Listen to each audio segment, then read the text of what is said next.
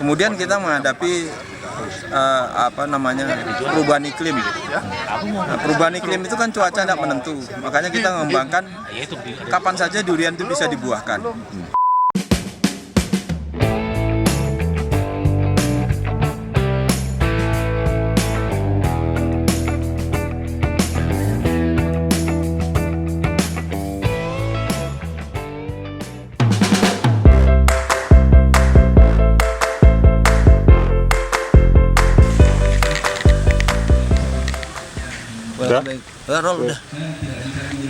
Welcome back Durian Traveler. Hari ini di Lembang di bulan September. Kita ada teman-teman durian, petani dan para ahli lagi ngumpul, lagi membahas tentang durian, permasalahannya dan banyak hal. Dan untuk bonusnya itu ada durian Laim Hakam dibawa jauh dari Samarinda. Ya, jadi kita harus ikut. Ya Pak De, saya mau Pak De sedikit. Biasa tuh tadi udah Pak De sedikit. Kita pokoknya merasain nilai Mahakam. Enak ternyata. Nggak mengkal, nggak kayak ketela, nggak kayak singkong. Nanti coba sana ya. Yuk masuk Pak De. Ketika kompos itu dari wilayah yang kekurangan boron, ya pupuk komposnya juga tidak cukup boron. Itu juga harus diperhatikan sampai ke situ. PGPR ada mikroba yang berperan lain ya, untuk membantu menyiapkan. Ini untuk masa ini salah. Benar pasca vegetasi. Di sini juga nanti berbeda. Mau dikasih tahu namanya aja kadang gambarnya ya kayak apa. Ya nanti ada gambarnya Pak Insya Allah. Jadi ini masa-masa vegetatif Pak, pupuk yang dipakai. Kita lagi adakan BIMTEK untuk durian, tapi sebenarnya bukan BIMTEK sih. Kita lebih share antara peneliti dan pelaku. Tujuannya apa? Tujuannya selama ini peneliti di Indonesia kan mana hasilnya? Tapi setidaknya sekarang bisa kelihatan. Kalau ada petani yang saya punya masalah, peneliti punya bahan untuk diriset supaya nanti bisa mencari jalan keluarnya sama-sama, dan itu bisa didiseminasikan lagi menjadi cara untuk menanggulangi permasalahan yang ada di lapangan. Jadi semuanya dibahas di sini. Semuanya dibahas, dan itu tidak kaku seperti BIMTEK yang lain. Jadi kita akan lebih share, lebih terbuka apa permasalahan yang ada di bawah dan apa solusinya. Dan apabila yang belum ketemu solusinya, kita cari sama-sama. Karena setiap agroklimat, setiap tempat, SOP berbeda. Bulan Februari akhir kemarin harus dilakukan pemupukan untuk menumbuhkan tunas dan menumbuhkan tunas. Tapi kalau tanamannya sehat, gimana? Ya bisa aja langsung tembak untuk pembuahan berikutnya tanpa menumbuhkan tunas. Itu yang kami bilang pembuahan di luar musim. Tanamannya sehat, cuacanya mendukung, ya bisa. Jadi tanpa harus ditumbuhkan tunas. Tapi hati-hati. Jadi kan gini, pertama di Indonesia banyak durian yang gagal berbuah. Berbuah pun tidak layak dikonsumsi. Kemudian kita menghadapi perubahan iklim. Nah, perubahan iklim itu kan cuaca tidak menentu, makanya kita mengembangkan kapan saja durian itu bisa dibuahkan.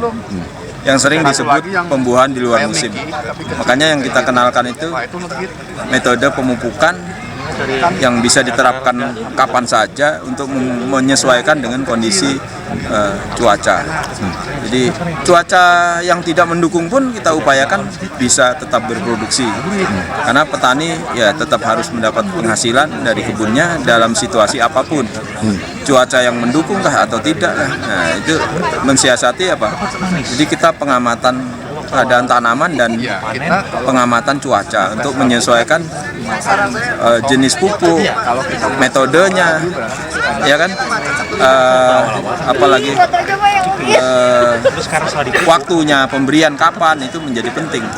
Nah yang jadi masalah memang kemampuan pelaku durian ini untuk melakukan identifikasi tanaman dan melakukan identifikasi cuaca. Ini yang perlu kita yang kita perlu perbaiki kemampuan untuk itu. Kalau jenis pupuk sebenarnya tersedia, cuma kemampuan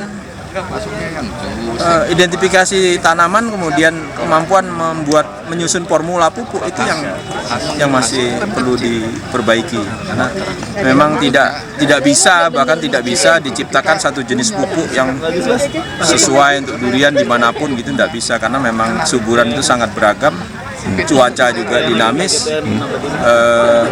persoalan-persoalan hara itu masing-masing tempat bisa berbeda, dan bahkan itu bersifat individual.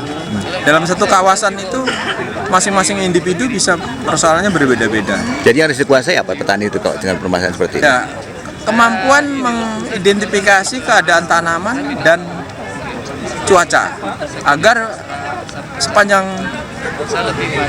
siklus produksi tetap bisa berlangsung. Nah, siklus produksi durian itu 1 tahun. Tapi ketika saat musim cuaca tidak mendukung kan biasanya tidak berbuah. Nah, kita melatihkan cara-cara yang membuat petani itu bisa membuahkan duriannya pada kondisi apapun, kondisi yang ideal ataupun kondisi yang tidak ideal. Nah, ini membutuhkan proses ya, karena memang diperlukan kemampuan identifikasi yang cepat supaya petani juga bisa mengambil tindakan cepat untuk melakukan untuk menginisiasi bunga duriannya supaya bisa berbunga dan menghasilkan buah yang bermutu.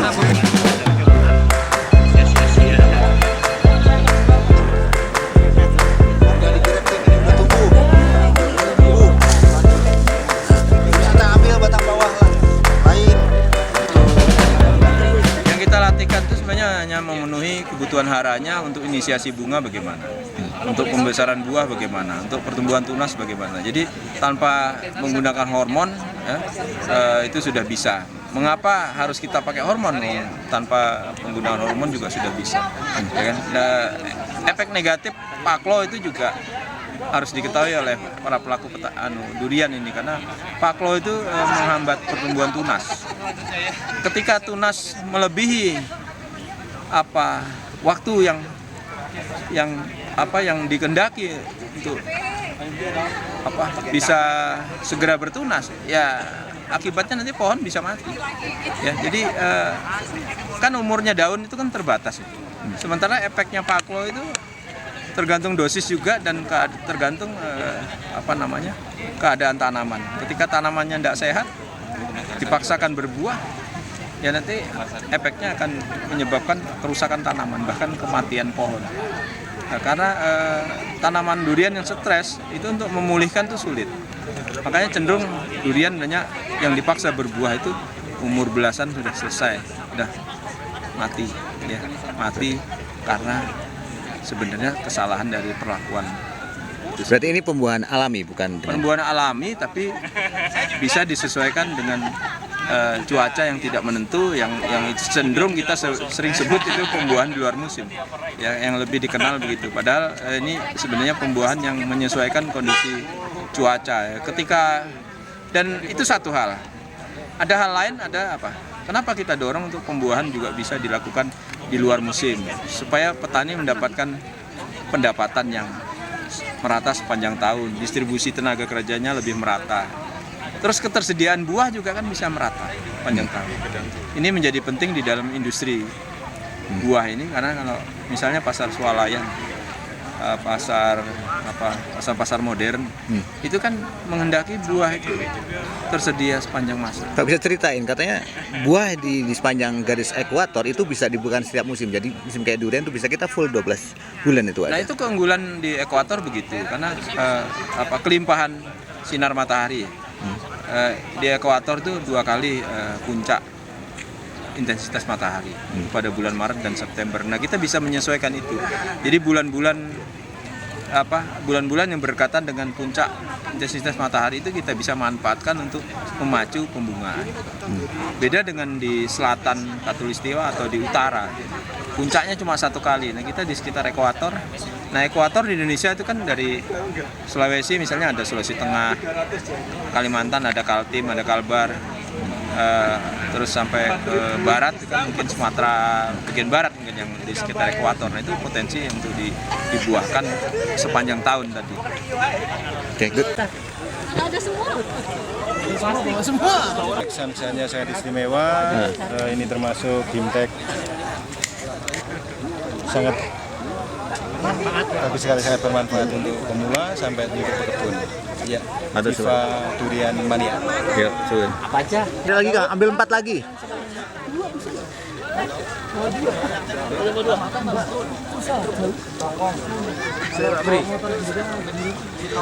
Jenis apa aja tuh? Jenis apa aja? Jenis apa ya? Ini jenis kelut.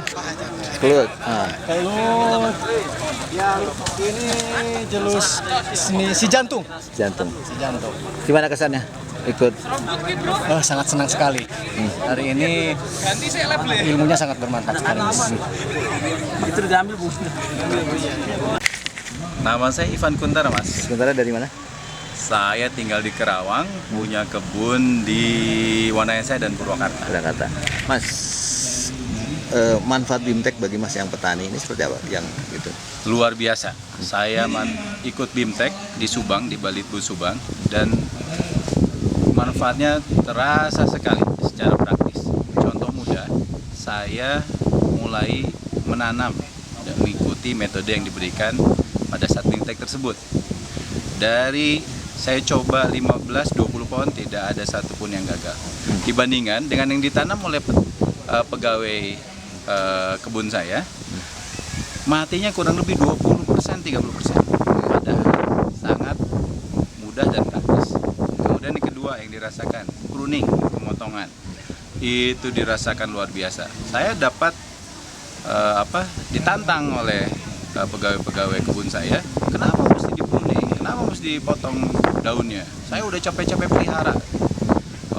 Akhirnya saya hajar juga, dan setelah beberapa bulan hasilnya mereka malah salut. Pertumbuhannya lebih baik dan dahannya bagus bentuk. Jadi luar biasa. Oke.